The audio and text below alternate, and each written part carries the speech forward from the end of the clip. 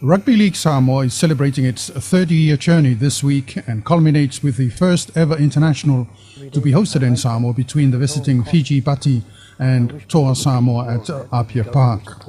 Samoa Rugby League's founding president in 1986, veteran sports administrator and prominent athlete Seiuli Wallwork looks back over the beginning.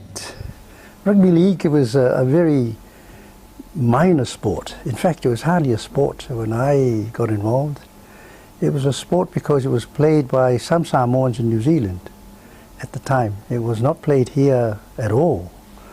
And that was really the main reason why they asked me for it. Some of the people who were interested in it, and they asked me if I could help set up a program and set up a fairly significant organization so that we can be represented in the international program of Rugby League. At this time you were the head of sports in Samoa. I was at the Ministry of Youth, Sports and Culture at the time, and it was probably my responsibility as well to help another team sport, which was starting to open up in the country, but there were very few people who were very much interested in it. It's a pity because I thought at the time that it's a sort of sport that would be suitable for the Samoan character, for the Samoan athleticism, for our ability our structure and our ability to run hard and to work hard and to push hard. And so I said, I'll help any sport as long as we can get the people to be able to play and take part in it and enjoy it. In fact, we had Samoans who were living in New Zealand playing rugby league in New Zealand, and even playing for New Zealand in rugby league. Often they would come over here. They would try and introduce the game and promote it and encourage us to try and start a program, just a small competition.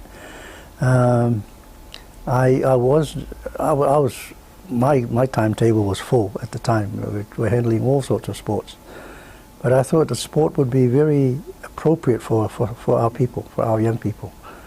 Hence the reason why I played a part in it. They asked me to be the president. I said, it's all right. The title doesn't mean anything to me, but I think what we can do is to help organize it into a program where we can have some teams to play each other, and eventually nominate a team that we can play international rugby league. I believe that rugby league, if it continues the way it is, and I commend the gentlemen who are running the sport now. I'm really excited about what they're doing, because they're doing a lot of things to help promote it. I think the sport can take on. In fact, eventually it might take over rugby union. Just might take over rugby union the way it is, the way it's played, and the way we behave in our playing of the game. A very physical game, very physical game.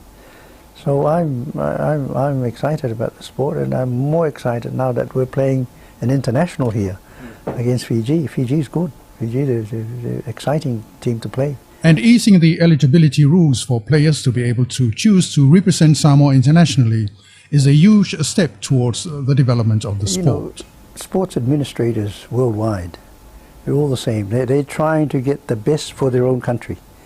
So when they see some of their athletes moving across to represent other countries because they have part Samoans or part Fijians or part whatever, they become rather selfish, and they say, no, you can't do that. So they make up rules about representation. Sport is the same everywhere, you know. Even the Olympic Games, and even Oceania sports federations, you know, the mixing of all sports. They're still trying to make up rules to stop people from representing other countries, good athletes. And rugby is the same. I think it's turning out to be the case. Even in rugby league, I read that too. You know, the way that how athletes can represent their country. either of birth or of birth of their parents or whatever. And I think that's good. I think they're starting now to relax all these rigid rules. I think the idea of sport is to try and give the opportunity for every person to be represented, regardless of where you are. I think that's the idea. That's how I see sport. We don't want to say that they belong to us. No, we're going to try and develop that person. I think a better sporting world will be represented by people who are the best in all the countries where they can be represented.